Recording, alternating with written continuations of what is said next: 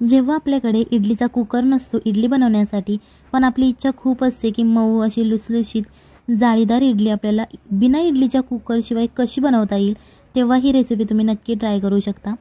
किंवा इडलीचा कुकर असून सुद्धा तुम्ही अशा प्रकारची रेसिपी ट्राय करू शकता। खूप छान मस्त लुसलुशीत मऊ अशी इडली होतात। ही इडली बनवण्यासाठी सगळ्यात पहिल्यांदा आपल्याला इथे 1 कप दही घ्यायचं आहे।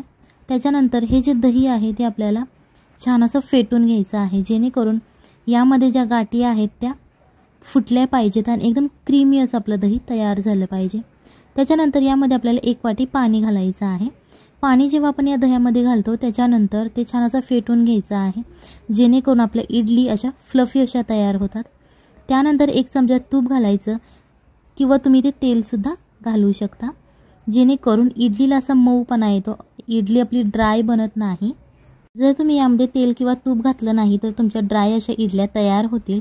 सो त्याच्यासाठी तुम्हाला इथे तेल किंवा तूप वापरायचं आहे। याच्यानंतर इथे आपल्याला 1 कप रवा घ्यायचा आहे। इथे मी थोडासा मीडियम असा रवा वापरलेला आहे। जर तुमच्याकडे एकदम जाड असा रवा असेल तर तो तुम्ही मिक्सरमध्ये बारीक करून घेऊ शकता। आणि आपण जे दह्याचं पाणी केलेलं आहे त्या पाण्यामध्ये आपल्याला हा रवा घालून घ्यायचा आहे। या रव्याची जी क्वांटिटी आहे ती कमी जास्त होऊ शकते। जर तुमच्या घरात जास्त फॅमिली मेंबर्स असतील तर तुम्ही रव्याची क्वांटिटी वाढवली तरीही चालेल, किंवा तुमच्या घरात जर कमी फॅमिली मेंबर्स असतील तर तुम्ही या रव्याची क्वांटिटी कमी सुद्धा करू शकता। सगळ्यात पहिल्यांदा अशा प्रकारे तुम्हाला हा रवा या पाण्यामध्ये मिक्स करायचा आहे। इथे तुम्हाला पाण्याचं प्रमाण लक्षात ठेवायचं आहे। जर तुम्ही 1 कप रवा घेतला असेल तर तुम्हाला 1 कप पाणी घ्यावं लागेल।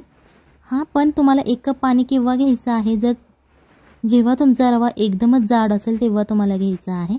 सो 1 वाटी रवा घेतला म्हणजेच 1 वाटी पाणी घ्यायचं असं नाही। तुम्ही यामध्ये थोडं थोडं पाणी घालत आपल्या अंदाजानुसार हे पीठ मिक्स करून घ्यायचं आहे। याच्यानंतर चवीप्रमाणे आपल्याला मीठ घालायचं आहे। व्हिडिओ आवडत असेल तर व्हिडिओला लाईक करा आणि जर मी चॅनलवरती नवीन असाल तर चॅनलला सबस्क्राईब करा, जेणेकरून येणाऱ्या नवनवीन व्हिडिओजचे अपडेट तुम्हाला लगेच मिळतील। सो अशा प्रकारे आता हे आपलं मिक्स करून झालेलं आहे पीठ, हे आपण 10 ते 20 मिनिटासाठी साईडला ठेवणार आहोत। जर तुमच्याकडे जास्त वेळ नसेल तर तुम्ही कमी वेळ ठेवलं तरीही चालेल। याच्यानंतर इथे आपल्याला एक पातेलं घ्यायचं आहे मोठ्या आकाराचं, त्यामध्ये आपल्याला 2 ते 2.5 ग्लास पाणी ओतायचं आहे। गॅस चालू करून घ्यायचा आहे आणि त्याच्यानंतरच तुम्हाला ही जी आपण आळूवडी बनवण्यासाठी चाळणी वापरतो किंवा तुम्ही दुसऱ्या कोणत्याही कामासाठी वापरत असाल ती आपल्याला इथे स्टीलची चाळणी घ्यायची आहे। तुमच्याकडे दुसऱ्या कोणत्याही मेटलची असेल, जर्मलची वगैरे, तुम्ही ती घेतली तरीही चालेल। या चाळणीला आपल्याला आतल्या बाजूने तेल लावून घ्यायचं आहे। अशा प्रकारे तुम्ही ब्रशच्या मदतीने लावू शकता किंवा हाताने लावलं तरीही चालेल। आता 20 मिनिटे झालेली आहेत, रवा छान असा आपला भिजलेला आहे, एकदम मऊ असा तयार झालेला आहे। सो आता तो थोडासा आपल्याला मिक्स करायचा आहे, जेणेकरून आपल्याला पिठाची कन्सिस्टन्सी समजते। त्याच्यानंतर याच्यामध्ये आपल्याला 1 कप गव्हाचं पीठ घ्यायचं आहे। हे जे गव्हाचं पीठ आहे जे आपण रोज चपाती बनवण्यासाठी वापरतो ते हे गव्हाचं पीठ आहे। हे पीठ घालायचं आहे आणि याच्यानंतर ते छान असं मिक्स करायचं आहे। तुम्ही चमच्याच्या मदतीने करू शकता किंवा हाताच्या मदतीने मिक्स केलं तरीही चालेल। पीठ मिक्स करून झाल्यानंतर तुम्हाला दिसत असेल बघा, अशा प्रकारची ही कन्सिस्टन्सी आहे।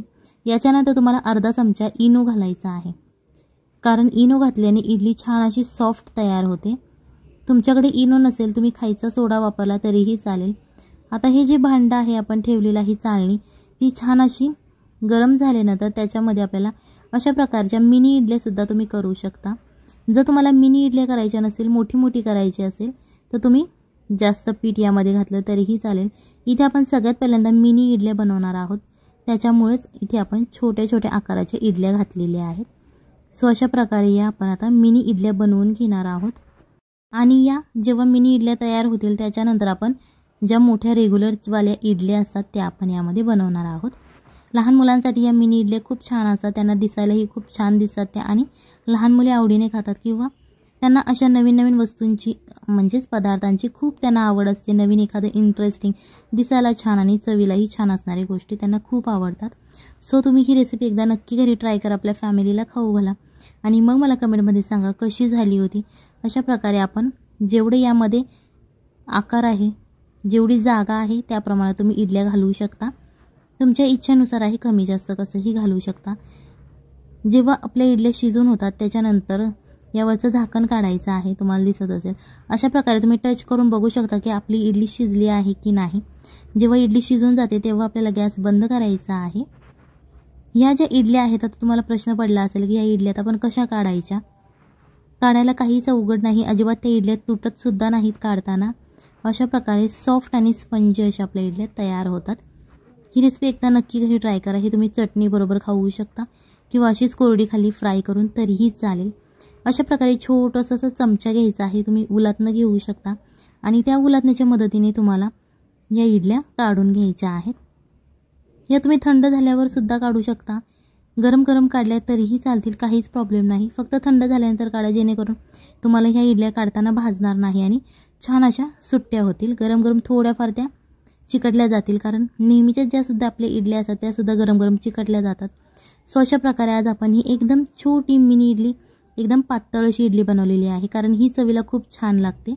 ज्या आपण नेहमी नॉर्मल इडल्या खातो त्याच्यापेक्षा ही चवीला खूप छान लागते. सो अशा प्रकारे ही इडली तुम्ही नक्की एकदा ट्राय करा, आपल्या फॅमिलीला खाऊ घाला आणि मग मला कमेंटमध्ये सांगा कशी झाली होती. हे तुम्ही चटणीबरोबर सर्व करू शकता. जर तुम्हाला मोठ्या इडल्या बनवायच्या असतील तर तुम्ही यामध्ये 1 ते 2 इडल्यासुद्धा बनवू शकता, कारण यामध्ये जेवढी जागा आहे तेवढंच आपण यामध्ये पीठ घालू शकतो. सो जर तुम्हाला मोठ्या बनवायच्या असतील तर 2 ते 3 या चाळणीच्या आकारामध्ये बनवू शकतात. अशा प्रकारे आपण मोठ्या इडल्या तयार करून घेतलेल्या आहेत. सो ही रेसिपी तुम्ही पुदिन्याच्या चटणीबरोबर खाऊ शकता, टोमॅटो सॉस, तुम्हाला जी आवडेल त्या चटणीबरोबर तुम्ही खाऊ शकता. चला तर मग भेटूयात पुढच्या रेसिपीमध्ये.